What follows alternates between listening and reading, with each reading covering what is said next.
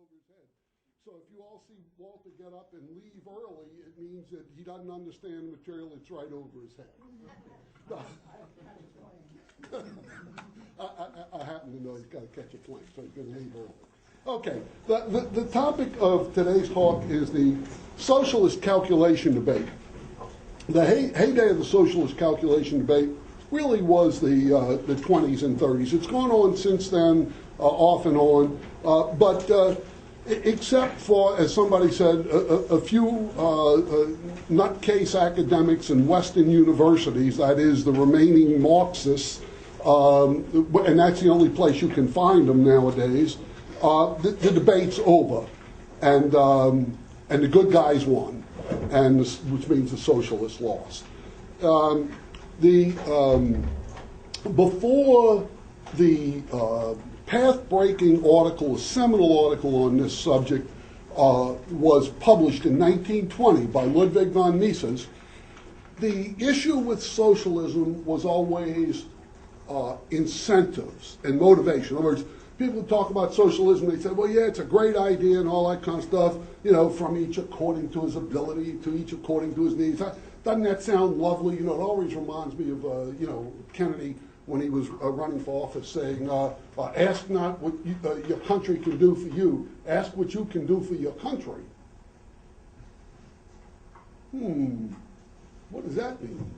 Well, I could always give them more of my money. No? Okay. So at any rate, the question was incentives, and people argued it back and forth about, incentives and all that.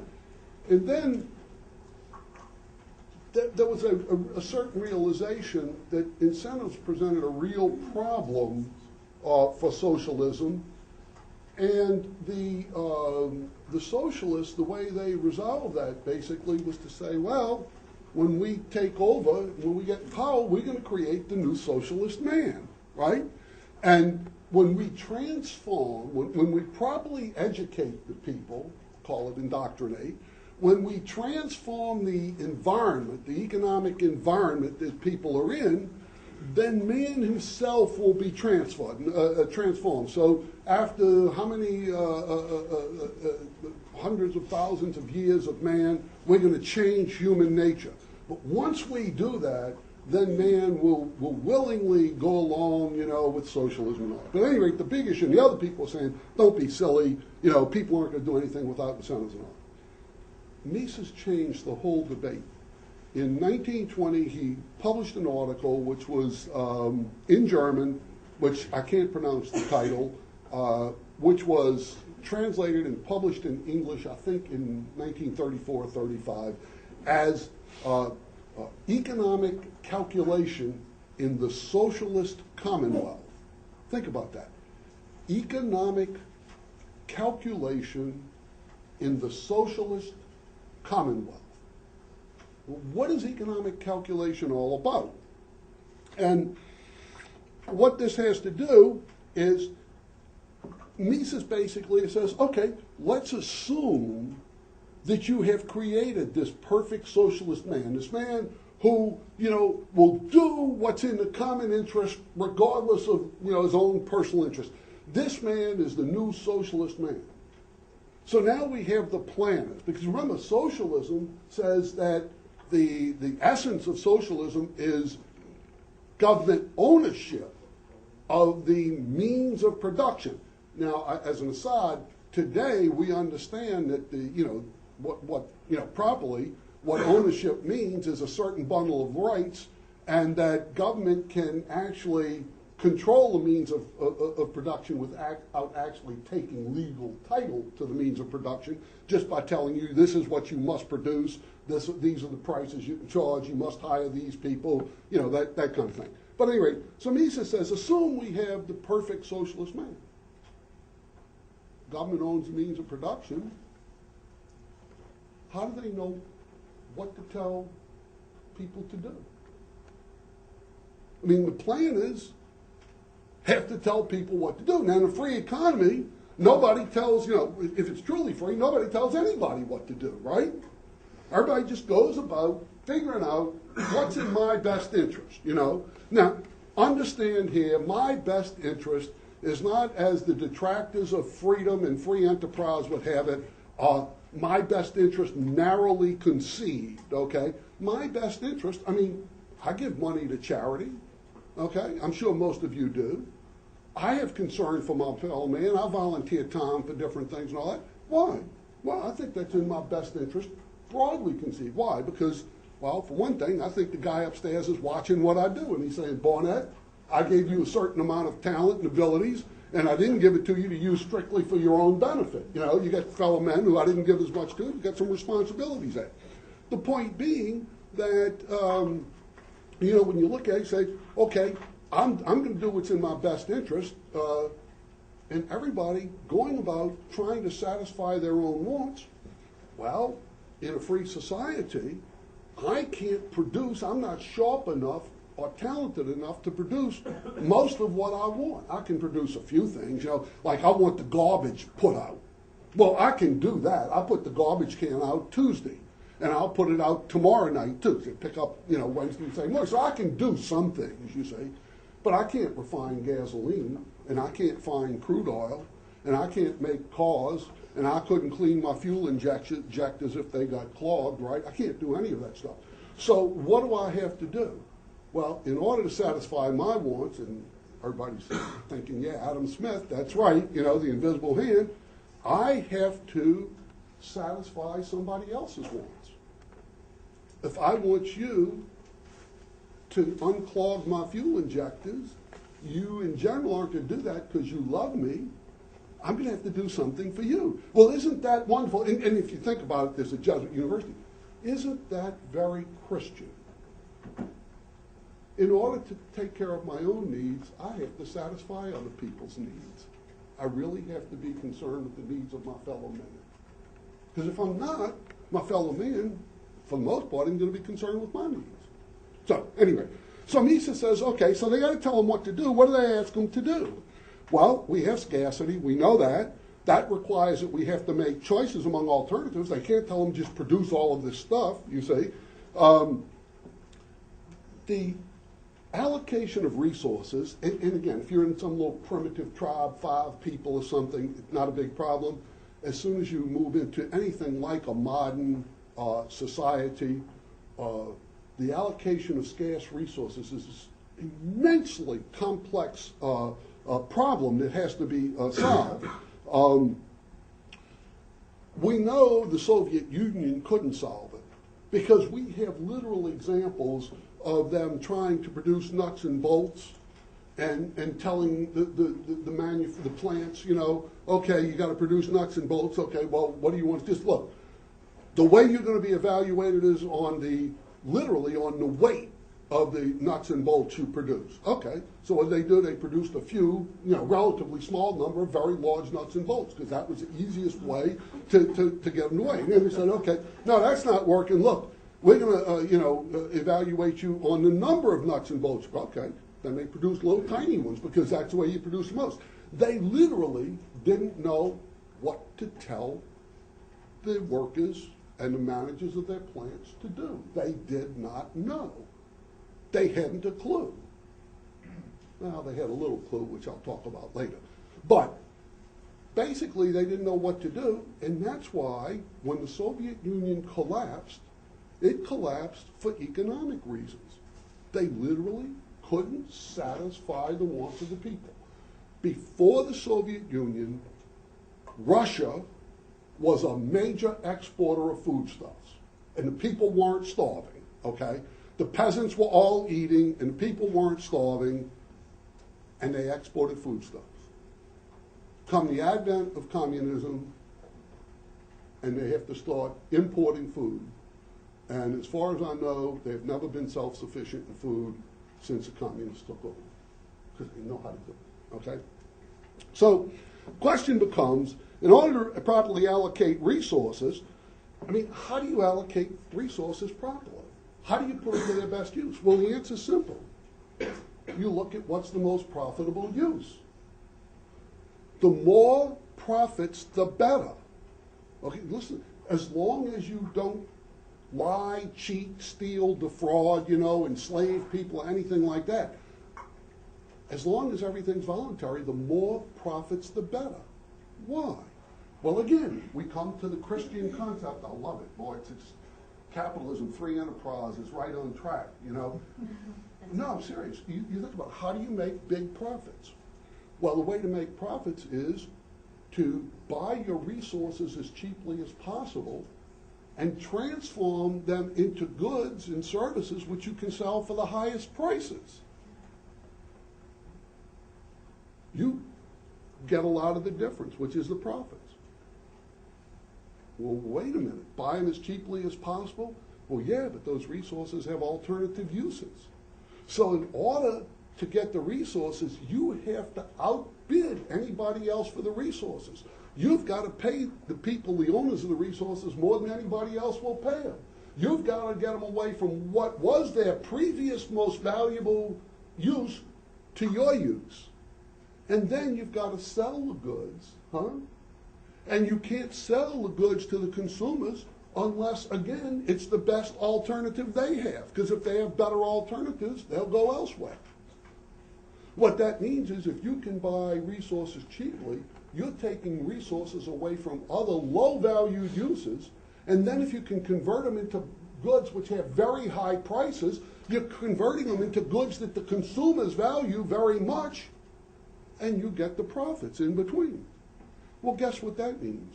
That means you're being extremely good stewards of the relatively scarce resources that God has entrusted to us with which to satisfy our wants.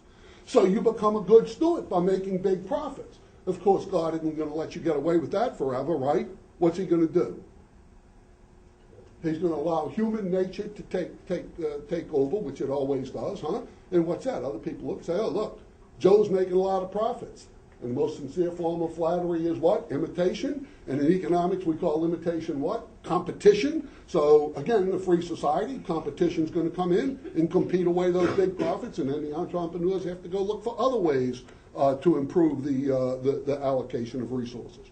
So, so in order to allocate scarce resources properly, we have to estimate future profits. We have to make an economic calculation. If we put resources to this use, how much profits will we make? If we put them to that use, how much profits will we make, you say? Well, how do you do that? Well, the essential thing that you have to have for those prices, for those profit calculations, that's what Mises is talking about with economic calculation of expected profits, what you need are prices. But you need to know, well, what will the price of this thing be? What will my resources cost me and all that? Now, nobody knows that. The future's unknown and unknowable. You can't know that. So the entrepreneurs, the ones who are going to be successful, right, they make forecasts about that, what prices are going to be in the future, and then they calculate expected profits from alternative uses of resources, and they pick the best one. Occasionally, they make mistakes. Entrepreneurs occasionally, set up a boutique in a place where it fails, that kind of stuff. But the poor entrepreneurs, the ones who misallocate resources, they fail, they lose money, they go bankrupt, they go out of business. Nobody will entrust them with resources in the future, okay? So they go out of business. The successful ones, they make profits, they stay in business, and they get more resources entrusted to them until they show that they're no longer worthy of it. So, that's the way the system works. But the question then becomes, well, if it's based on future prices, this calculation of profits, expected profits, I'm going to quit saying expected. How do you know what the prices are going to be? And the answer is always, well, you start with current prices. But the current prices you start with have to be real, meaningful prices. That is, they have to be prices that truly reflect, on the one hand, the values of the consumers, both with respect to the consumer goods they want to buy, but also with respect to their labor, and the value of the other resource owners, that is, the people who own the natural resources and the capital goods. And then in the marketplace, this plays out because the people who want the goods bid for them, the people who own resources, offer them for sale, and they're looking at the highest bidders and all that. and the whole thing works out, and then you get actual historical prices come out of this. This costs so much, that costs so much. And then what happens is the entrepreneurs look at that, and then using that largely as the base, they project forward what they think prices and therefore profits will be in the future. So that's what they do. But notice the key is they have to have extant prices that they can use as a basis for their forecasts, okay? So what that means, is we've got to have true market prices for calculation. It also means we have to have money because, in a barter economy, you can't calculate profits. If you think about it for a few minutes, you can't calculate profits. You have to have a monetary economy. We're not worried about a barter economy anyway. That's very primitive, okay? So you have to have money, and you have to have markets for the means of production in order to form prices. Because how do you know how to allocate steel? Should it go to the automobile industry? Should we make, cold roll sheet steel, which we can use to make major appliances and automobiles and trucks? Do we need to make beams? Do we need to make rebar? I mean, what do we need to make and in what quantities? And, how much do we have to allocate current resources, not to producing steel and automobiles, but to producing equipment in factories for future production, you see? The only way you have any idea about that is if you have prices for those capital goods. But the only way you get prices that are valuable, that are meaningful, that are useful, is in a market where people bid. Now, if the government owns all the means of production, right, and the government has the businesses that use the means of production to produce, you have the government buying the resources from itself. So who sets the prices? Whose values do we use? So they literally don't know what prices to use, and because they don't know what prices to use, they don't know how to allocate society's scarce resources. And so they can't. Okay? And I'll read you a quote from Mises because I think it's very instructive. He said, "One may anticipate the nature of the future socialist society. There will be hundreds and thousands of factories in operation. Very few of these will be producing wares ready for use. In the majority of cases, what will be manufactured will be unfinished goods and production goods. All these concerns will be interrelated." All these businesses, the production, I shouldn't call them business.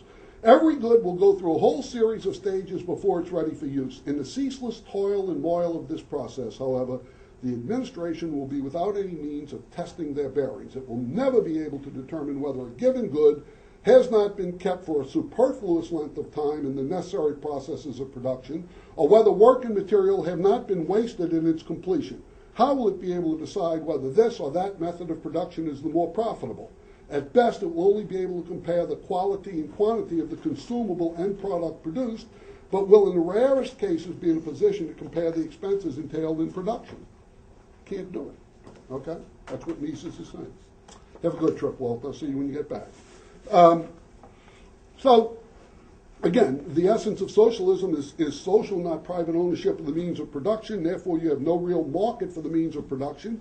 So no real prices, so the planners do not know the objective opportunity cost. Remember, opportunity cost is the value of what you forego. So the opportunity cost, for example, of me being here, one of the things is the value I would place on using my time to be up in my office reading or writing. But that's subjective. But what you have to use in a production process then is the objective manifestation of that, the doppelganger, which is then in market production or in production, prices. So the price isn't the opportunity cost, but it's a reflection of the opportunity cost. But you can't get those kind of things if you don't have a market. You can't have prices. And so without that, there's no way to allocate resources. I shouldn't say no way to allocate resources, no non-arbitrary way to allocate resources. Decisions are necessarily arbitrary, even with the best of intentions. And as Buchanan pointed out years later, to assume that the decision makers in government, that their intentions are better than the decision makers in the private sector is unwarranted, okay? And in fact, if anything, is a reversal of reality. All right, so that's what Mises said, okay? Mises said, look, notice where the argument up until Mises was, look, socialism is possible. Now, by possible, we mean that you could sustain it over a long period of time, right? That, you know, that it's not going to collapse of its own weight. I mean, anything's possible like on Earth like that for a short period of time. But what about in a long span of time? So up until then, the argument was, look, you know, socialism's possible. It's just a question of, can we get the incentives right, you know, and that kind of stuff and all that. And Mises comes along and he says, look, it's impossible. Impossible. You can't do it. You can't make socialism work for the reasons I've just stated. His reasons. And you can't do it. It's impossible. You may be able to do it for a short time, but eventually it has to collapse. And by the way, we saw it collapse, didn't we? Okay? About 15 years ago, it collapsed. It came. So Mises was right. He won the argument. Okay? No question about it. Everybody understands today he won the argument. Okay? He was right. But we understand that now. Impossible. Good God. You can imagine the turmoil this caused in the socialist camp. So along comes Oscar and Abel Lerner and the guy who sometimes they leave off his name, they don't associate, but he's Fred Taylor. By the way, that's why I brought this. The stuff, if you want to read what they have to say, Oscar Lange and Fred Taylor, you can get this little small book and read that. If you want to read what Mises himself had to say, you can get this. It's not the whole thing. It's 50 pages in this, and there's some other stuff in that. If any of you all want to see that afterwards.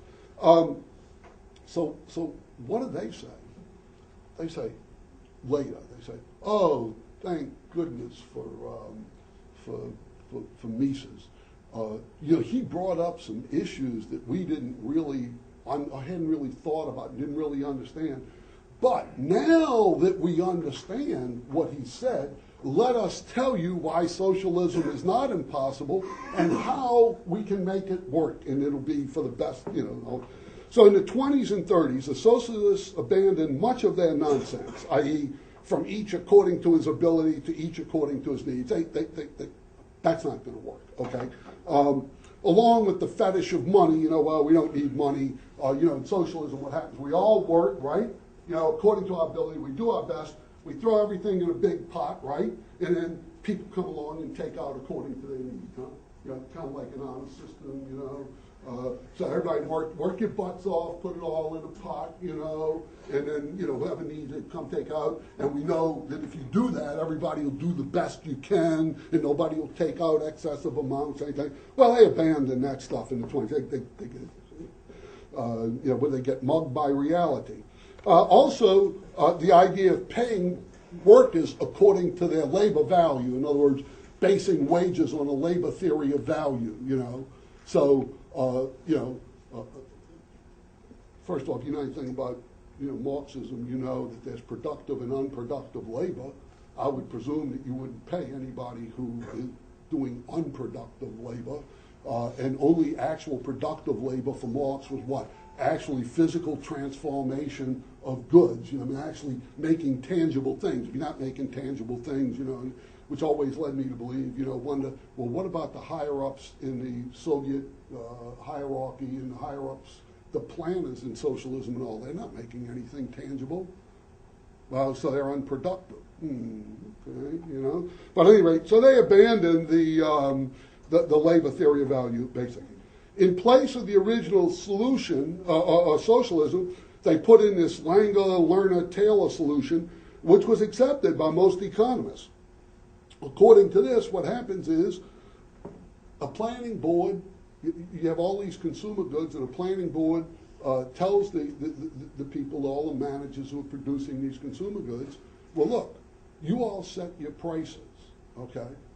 And then what we'll do when you set your prices, we'll see if there's shortages or surpluses, okay?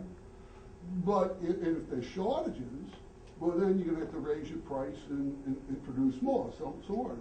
If there's surpluses, right, then you got to reduce your production and charge lower prices. See, kind of trying to mimic a market, huh? Kind of like playing at market, you know, like little kids, you know, play at being a fireman or something, you know. So, but the problem is, you see, if you think about it, suppose that you're going to set prices for your goods, determine whether there's a surplus or a shortage or whatever. Well, in setting prices for goods, okay,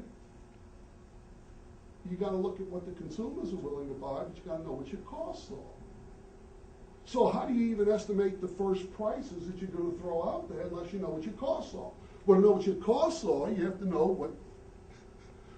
what the capital goods that you know, the goods in process cost, but you also know in the goods in process, the guy who's making the steel has to have some idea of what the cost of his steel mill is, you see, and all that. So you're back to, well, we don't know the prices of capital goods, and we don't know the prices of capital goods. We don't know how to figure out consumer goods, and we can't even use this play market thing, because on the cost side, everything's missing. We can know what the consumers value, but we don't know what the value of the resources they're using is, and that's all there is to it. And that's what Mises said. But these guys say, okay, the planning board tells the managers to set prices and use trial and error to mimic markets. For example, if you have a group of consumer goods and you have a surplus of one, you reduce production, you have a shortage of another, increase it. And the idea was, by this time, some of Val had come around, right? And who is Val Ra? Val Ra is an economist in 19th century, late 19th century, he published his big book around 1871, was it 73? Anyway, and a big name economist. He's the guy that came up with this concept of general equilibrium, right? And general equilibrium is where you write a bunch of equations, one for the demand for each good, one for the supply of each good. So you have, if you got n goods, you have n different equations, and then you solve them simultaneously, right? And when you solve them, what comes out, hello, Jordan, what comes out of this solution is a set of prices and quantities. You know exactly what price to charge for everything and exactly how much to produce, you see? So Walras comes up with this, and I can still remember being in graduate school, God help me, and what you had to do was count equations, okay? And you had to make sure you had the right number of equations and the right number of variables, because if you had the right number of equations and the right number of variables, the system was determined. If you had, I guess, too many variables, the system was underdetermined, and if you had too few variables, the system was overdetermined, okay? A bunch of mathematical nonsense. But Walras there, and so along these guys come along and say, hey, look, the private sector has to solve this same set of equations to allocate resources efficiently as the socialists would. So there's nothing going on here. It's just a question of, can the socialists solve the equations? And they said, well, we can solve this equation using this trial and error method. Throw out a set of prices, and if you see, surpluses in some, shortages in the other, make the adjustments. Notice those of you who, some of you I know have been in my class and been exposed to the concept of the Walrasian auctioneer, huh? Where we get general equilibrium comes out of the whole thing because we don't allow for false trading. We throw out a bunch of prices and see if we'd have surpluses or shortages, and if we would, we wipe it off and throw out another set of prices and all that, and only when we get the prices right do we trade. Well, that's part of the problem with this. So, at any rate, there's a lot of problem with that. So then you say, okay, so that's what they said. And when they said that, they said, look, we got the right number of equations and variables, same thing as what the market system would have. We can do it with these faux markets, these make-believe markets. So then Hayek comes along, right? And Hayek, another Austrian, he was a student of Mises to a certain extent. He certainly participated in Mises' famous seminar in Vienna when Mises was not allowed to be a professor at the University of Vienna. Why not? Because he was Jewish, okay? So, Vienna, and, in that period of time, no Jews going to be professors there, right? And but they did allow him to have a private seminar for the students that they could get credit for and that kind of stuff. So Hayek was a student of that, and then after Hayek finished his degrees and all, he went to work. Mises' full-time job was he was head of the Austrian Chamber of Commerce, okay? Now remember, this is post-World War I Austria, so this is rump Austria. This isn't the Austro-Hungarian Empire, right? This is little rump Austria. But he was the head of the Chamber of Commerce, which was very influential, and they were advisors. He was a key advisor to the Austrian government. I don't think they listened to him very much, but particularly not with respect to monetary policy. But at any rate, he did. He then hired Hayek. He started an institution for business cycle research, or an institute for business cycle research, and hired Hayek to do that. Hayek later won a Nobel Prize, right?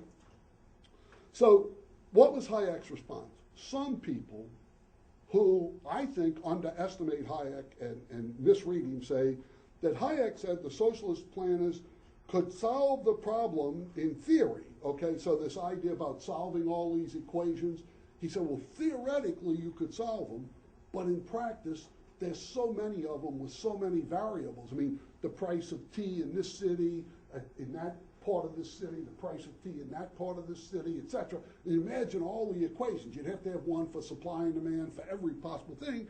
And Hayek, according to this, Hayek says, you can't do that. There's too many equations and all that, too many variables. You can't solve it. It's theoretically possible, but practically impossible, okay?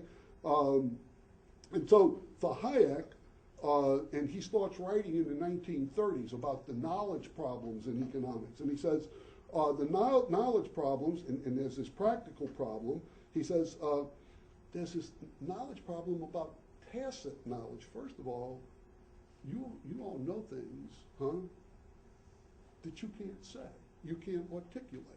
There's nothing, and the only place that knowledge exists is in your mind. For example, your preferences. They don't exist anywhere in the world except in your mind. And the only time anybody else has a clue to your preferences is what? When you reveal them in a particular action. So right now, I'm revealing to you my preference for being here over being somewhere else, right? But other than that, you don't know what my preferences are, right? You don't know what I would be doing if I wasn't here, and how much I value it. In other words, what is the cost to me of being here? Is it high? Is it low? Gee, if I wasn't here, I'd be putting in my time to some, it's the best use I would have, but it's low value, it's not much. Or, gee, it's really a sacrifice being here, that kind of, nobody knows that, okay? Why? Okay? Well, I don't know what the cost to you all is of being here, do I? Some of you probably saying, oh, good God, I'd like to walk out right now, but I don't want to be embarrassing to get up and walk out. Everybody might look at me or something, kind of thing. So I'll just sit here and suffer through the rest of this damn thing, but I sure wish you'd hurry up and get it over with, right? Okay? Look, I'm a realist, So anyway, but he also talks about the specific knowledge of time and place, and he says, if you ever want to read something, go on the web and type in quotation marks, I pencil. And you'll see a site will pop up somewhere, and you'll get, this little essay that, was it Leonard Reed wrote decades ago, and it's called I Pencil. It's about how nobody knows how to make a pencil. Nobody knows how to make a pencil. Nobody in the whole world knows how to make a pencil. Okay? People know different aspects of it, and so we get pencils. But nobody, think about it, to make a pencil, if you had to start from scratch right now, you'd have to know how to get the wood and shape it and all that stuff. You'd have to know how to drill a hole in it, or, I don't know, cut it in half, whatever. I don't know. What's that stuff they put in it? Is that graphite? How do you make graphite? You don't know how to do that, Look, good God, nobody knows how to make a pencil, yet we get pencils. Well, why? Because Hayek says, because there's also, besides the tacit knowledge, there's this knowledge of time and place, the specifics, that he knows something that's important in the production process, and he acts on that knowledge, and because of him, we get the rubber, or he's one small cog in the wheel of producing the rubber that ends up as the eraser, you see? Because it's something he knows, like which rubber trees to tap and when on this particular rubber tree plantation. I don't know. You don't know. Other people don't know. So anyway, so Hayek talks about that, okay? And according to this approach to Hayek, socialism is not theoretically impossible. So socialism then is theoretically possible. And so the difference between capitalism and socialism is a matter of degree, not kind. Okay?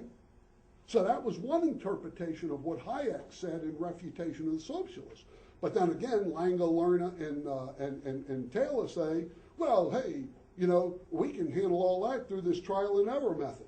Therefore, the choice of systems between capitalism and socialism really depends on one's views about politics and equity and efficiency and that kind of stuff.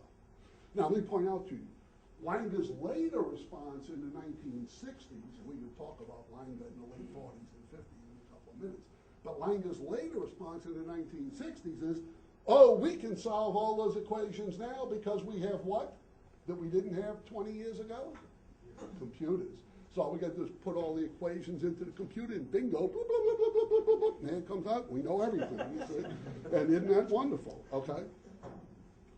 But for myself, I'm absolutely convinced that that approach to Hayek underestimates Hayek. Hayek was too good of a student of Mises to be interpreted that way, okay? In point of fact, Hayek did talk about the tacit knowledge problem and about the knowledge of specific and localized knowledge of time and place.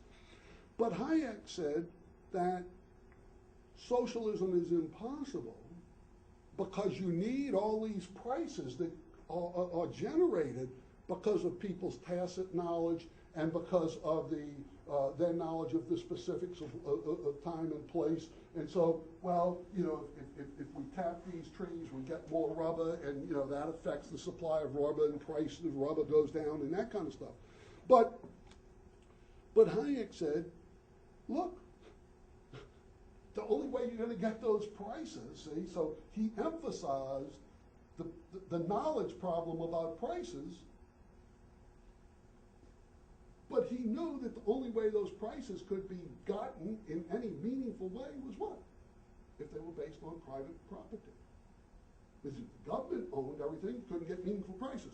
So what Hayek is really doing is taking Mises' argument and saying it's impossible for socialist planners to calculate properly, other than, you know, in any way other than arbitrarily. And look, one reason is, you know, that, yeah, they can't do the calculation without prices, and here's one reason why they can't, why it's impossible for them to get the right prices. Because they don't know. They don't know what they are. And they have no way of knowing what they are until the people who are actually involved actually exchange things and create the prices, and the people actually involved exchange and create the prices on the basis of that knowledge that they have. You see? So I think that's a much better, a much more correct interpretation of Hayek. Hayek, some people blow him off and say, oh, he said socialism was possible, but just impractical, you see, because you couldn't know all the prices. But those people say, but he was wrong, you go get the supercomputers, you can do it. But he didn't say that. He said socialism is wrong. They can't calculate. The reason they can't calculate, they don't have knowledge of prices, and guess what? It's impossible for them to get that right knowledge of prices because we don't have private property in the means of production. Problems with Lange, Lerner, and Taylor, the valuation without market prices requires imputation from consumers' valuations of consumer goods, including leisure, to capital goods. But the goods, so you got to say, well, how much is this capital good worth? Well, first thing you got to know is, well, what consumer goods can you produce with that capital good, you see? And obviously some capital goods can be used to produce a wide variety of different consumer goods, like a steel mill, huh? The steel mill doesn't produce consumer goods directly, but it produces steel, which enters into a huge variety of products, so you got to know all of that, see? And then you got to say, gee, based on all that stuff, this is what, a steel mill is worth, and this is what a ton of steel is worth, and this is what labor in a steel mill is worth. Remember, each one of those things is not heterogeneous, you see. So they got to impute that way. But again, as Mises points out, okay, in order to do that, you say, all that knowledge, if it's socialist planners, have to be in one person's head. But how can it all be that? Because only you know what value you place on the goods that you want, and you only reveal that value in the price sense, in the objective sense, in the actual process of buying and selling those goods. And only you know what value you place on your resources that you put into the production process, even in a socialist economy, huh? Because even in a socialist economy, there's still one resource that the individual provides, and what's that? Labor. Only you know what value you place on your leisure and your labor. The government can't possibly know that, right? How can they know that? Only if you reveal it in the market process by selling your labor or not selling it, you see? So, okay. Lange, Lerner, and Taylor, LLT, I've got them abbreviated here. It's almost like BLT, right? Based on, the other thing is all these equations that they have are based upon the model of perfect competition. Well, what is a perfect competition model? Well, first of all, one thing assumes everybody has perfect knowledge of the market value, the prices of everything. Perfect knowledge, okay? They assume that if you're producing automobiles, they're all perfectly substitutable with every other one, that all goods are homogeneous. You know what that means. Just look around you, right? Look at the clothing in here, right? If we really had that, what would we have? And it was tried where? It was tried in China under who? We used to call him Mao Zedong, but they changed it, right? Now it's Mao Zedong, But what did he do? Oh, those of you of young age, you don't remember the Mao suits, when he was literally putting everybody in China into the identical clothing, different only in size, and I think that they did have like 2 or 3 colors, gray, blue, and green, but all the grays were the same, all the blues and all the greens were the same. And the Mao suits, they were identical clothes. Now I know, the men would be very upset by that. I know the women would love that, right? That every woman would be dressed identically with every other woman. I know from my experience with my wife and my daughter and my mother and all that kind of stuff that the women would really go for that, right? So anyway, they base this stuff upon the perfect competition model, which this requires the actual government monopolies to act as if they were in competition with each other.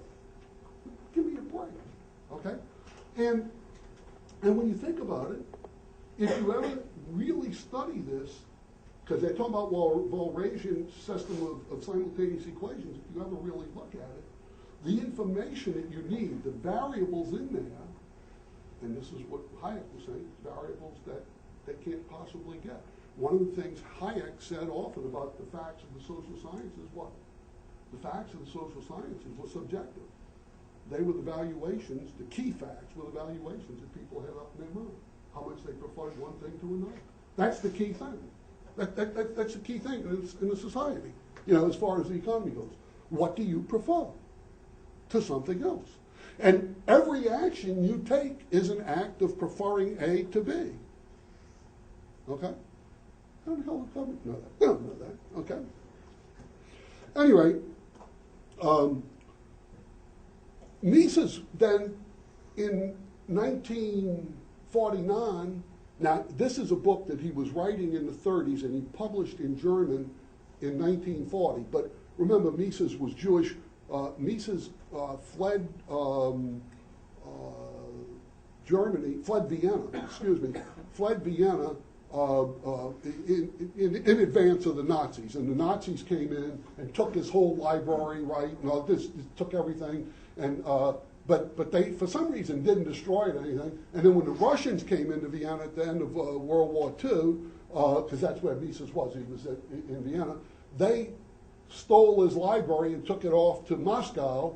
And then since the fall of communism, a lot of that material has become public, and some of it they're translating into English now and publishing and all. So anyway, so Mises was writing this book, and then when he comes to the States in, I think it was 1940, okay, because now, first when he fled Vienna, he went to Switzerland, right? But now he's looking at all of Europe, starting to look like Nazis, and Switzerland is surrounded by the Nazis or the fascists down there in Italy. And so what he did, he got his wife, and they snuck out through France, I guess, and went to Spain, Portugal, somewhere, and got out, thank God, got to the United States. And so then he spends more time revising this book and writing it in English. And for a man who learned English late in life, you would not believe how well written he was, how good his vocabulary was, or any of that kind of stuff. So he writes his book, Human Action, and in Human Action, again, he writes about the socialist calculation debate, the problem, and goes back and now says, okay, all of that, now let's talk some more about why it's impossible. And so basically he says a socialist system, two things would be. Number one, suppose right now the United States said that's it. And you always have to start. If you're a realist, you've got to say, where are we now? So United States, Russia, anywhere, at whatever point you have to say, okay, that's it, we're going to socialism. And we got new socialist man. Everybody's well-intentioned and all that kind of stuff, Okay, what do? We know where we want to go. We've got this vision of where we want to go. Even if we know what we want to produce and how we want to produce it once we get to this new socialist equilibrium, how do we get there? What do we do now? How do we get from where we are now to where we want to go? Think about the problems in your own life of trying to get from A to B, okay? When you know B, you know what it is, and you want to get there. Think of the problems you have. I'm not talking about the problems, well, it's hard to lift these weights and I want to be a football player, or it's hard to study this course, but the problem of, or to study this course, the problems of, what is necessary for me to do that? Should I lift weights to do that? I want to be a football player. Would I be better off spending more time running? Would I be better off spending more time lifting weights? Would I be more time on the blocking sleds? What the hell should I be doing, you see? So you don't even know that, right? And these guys are going to come along, and they're going to know how to start where we are and get us to this socialist utopia. Give me a break, okay? So he says that's one thing. But the other thing he says is, look, all these equations are nonsense.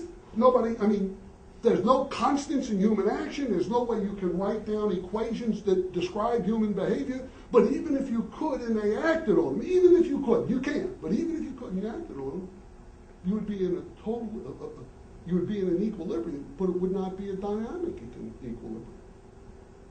There would be no change. How do you come up with new products in a system like that? How do you come up with new ways of organizing business? How do you come up with finding new resources, what do you do? And he says it can't be done. He says, look, the dynamic element in an economy, modern economy, is the entrepreneur. It's the entrepreneur who's out there saying, gee, I see an opportunity, here, or I think I see an opportunity here to make a profit. Oh, bad word. Oh, I see an opportunity to make a profit. We know that's not a bad word, right? I see an opportunity to use society's scarce resources to satisfy wants better. Oh, that sounds good. Make a profit, you see? Okay, so he sees that. And what does he do then? He acts on that. But unlike what Kersner says about the pure entrepreneur not needing capital, all entrepreneurs have to contribute some capital in the process. Well, here there ain't capital. What does he do? He can't have capital in a socialist society. By definition, capital is the value of the capital goods, and you can't own capital goods because they're owned by the state. So what do? You know, an important element for the entrepreneur and for the dynamism in a society is investment in new plant and equipment and speculation. But all human action is speculative, huh? Because all human action is action in the present moment, given an immutable past. It's action in the present moment, looking to the future. So everything we do now is trying to use means right now to attain ends in the future, given that we understand there to be a cause and effect relationship, right? But we can't be sure that's going to happen. Those of you who've had me in class before know what? I can't be sure I'm going to finish this sentence, can I? Well, no, I could die of a heart attack right now, huh? Wouldn't that be fun? You know? but I could, you know, I mean, think about it. You know, I could die of a heart attack, huh? So there's nothing you can do about that, you see? And so Mises says, there's no way that a socialist economy can, even if it were possible, it would stagnate and die because there is no way to be dynamic. I won't even, we're running out of time, I won't even talk about the complexity and structure of capital goods, but all you have to do is think about what capital goods are, man-made means of production, and think about the relationship of those goods, how they have to be linked in order to produce things that we want. I mean, somebody's got to be, you know, they use pickup trucks at steel mills. I mean, somebody's got to be producing pickup trucks that are going to be used at steel mills, and steel mills are going to produce steel, and what are they going to go find? I mean, you look at a steel mill isn't a steel mill in that sense. It's a huge conglomeration, of, you know, individual capital goods, all arranged in a specific order, so that when you put something in at the beginning, iron, coal, at the end comes steel. So, you know, it's just unbelievable. I'll have to skip that part. That's not critical right now. I talked about that. Okay, so let me just finish this up real quickly. A little bit about Oscar Lange, his history. After the war, remember, he's a socialist, the commies, the Reds, took over Poland, right? You know? Now, just as an aside, y'all remember why Britain and France went to war with Germany, right? Why'd they go to war with Germany? They declared war on Germany. Germany didn't declare. Now, I'm not saying, please don't get me to be saying Hitler's a good guy, Germany's a good guy. But the point is that Hitler did not declare war on France and Germany. Hitler declared war on the United States very foolishly later. Foolishly, not from the overall perspective of what was good for the world or something, but certainly foolish from the point of view of the Germans. But France and Britain declared war on Germany. Why? Because Germany had invaded Poland. They had signed a treaty with Poland after the Czechoslovak debacle. One can argue about that. And at any rate, and so they said, look, you've invaded Poland. We are here to protect Poland. Either you back out or it's over. We go to war. Well, they didn't back out. The Germans went to war with, you know, France and Britain declared war. And guess what happened about 2 weeks later? No, that was 39. You're talking about 9 months later, France surrendered. Okay? No. I'm very serious about it. Germany had signed an agreement with the Soviet Union before. Why? Both totalitarian societies, what would you expect? They had an agreement to divide Poland in half. So about 2 weeks after Germany invades Poland, here comes the Soviet Union in from the other side, takes over the rest of Poland, right? Okay. So Poland's all got it up. So what happens at the end of the war? Poland becomes a free nation. Is that right? No, Poland is oppressed by the Soviet Union. So France and Britain, who went to war to stop the Germans from conquering and oppressing the Poles, then enters into a relationship with the Soviet Union to help defeat Germany. And so at the end of the war, instead of France and Poland being oppressed by Germany, you know, conquered and oppressed by Germany, it's conquered and oppressed by the Soviet Union. I don't know, who would you rather be oppressed by, Hitler or Stalin? Certainly we know that history, Stalin killed a lot more people than Hitler. But that's I don't know what's right. Anyway, so what does Langer do? Well, the communists are in power in Poland. I'm a Pole. He goes back home and he becomes ambassador to the UN and other things. And finally, they're making the head of the economic ministry, right? And it's interesting. He doesn't impose his market socialism in Poland. Rather, they maintain Stalinism in Poland, which is, the hell with this market stuff. This is just where the people at the top tell you what to do regardless, based on whatever they want to do. And now he gives 2 reasons for that.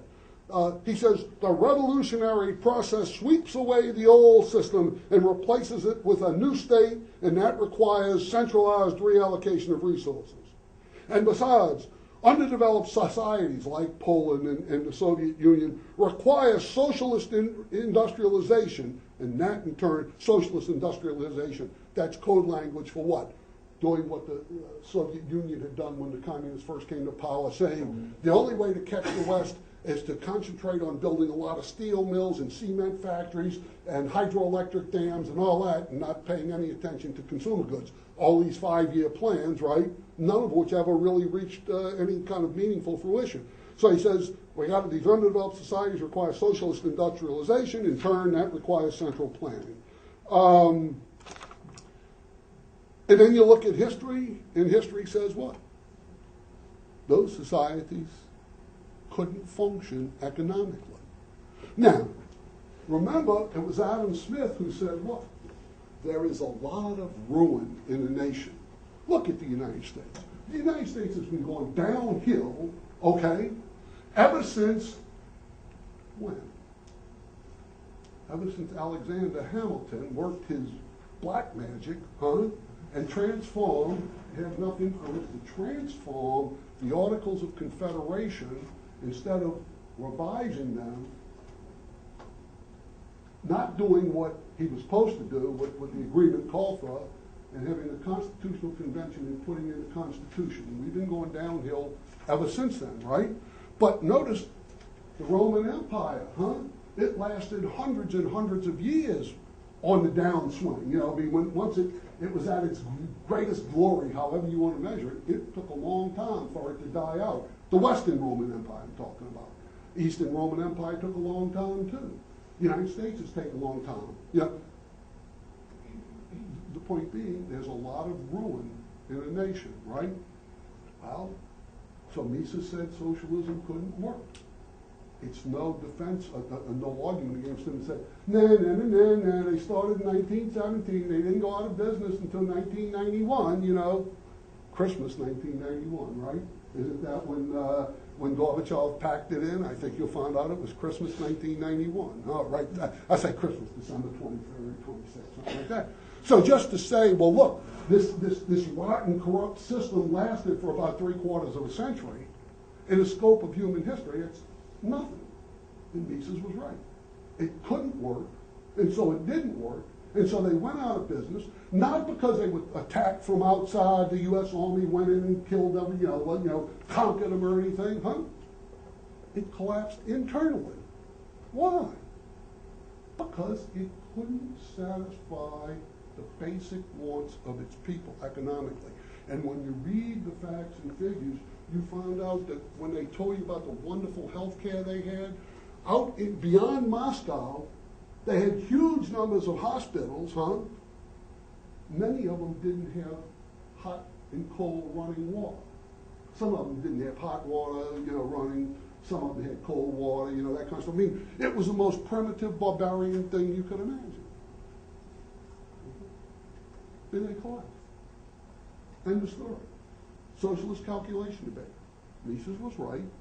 Socialism, the calculation, they cannot calculate any way but arbitrarily, and therefore they cannot allocate their scarce resources in ways that will satisfy the people, and therefore, over the long haul, the system is impossible, and in order to make it work, even hold it together in the short run, you have to do what? How do they hold it together in the short run? I know. Use prices from the United States. What that did is help them minimize the amount of. They had black markets all over the place, okay? They were border markets, you know, but I'm a plumber, you know, you come in, you got a problem with your plumbing, the pipes aren't working, your toilet won't flush or whatever, you know. Okay, well, what does your husband do, you know? My husband works in so-and-so factory. Well, what can he do for me? You know, well, he can bring you some of this or that. You tell him to bring me so much of this, I'll fix your pipes, okay? So they did that, and then the second thing they did when they wanted to know what was oil worth or something like that, they, thank God for the West, they basically looked at the Wall Street Journal and got the prices out of the Wall Street Journal and said, that's what they're worth. How do we know that? Because those were the market prices for them, you see. But that isn't how they held it together for 75 years. That just helped minimize, that reduced the pain. How did they hold it together for 75 years? You put fences up around a place for people for one or two reasons. To keep them out, you know, that's country clubs and all that, right? They put the fence up to keep you out, or prisons to keep them in. Have you all heard of the Iron Curtain? They put fences up with machine guns and mines and dogs and everything else to keep the people in because the people were fleeing, okay? That's how bad it was, okay? That's the truth. I don't make these things up. You can look it up. And that's what I have to say about the socialist calculation. Thank you.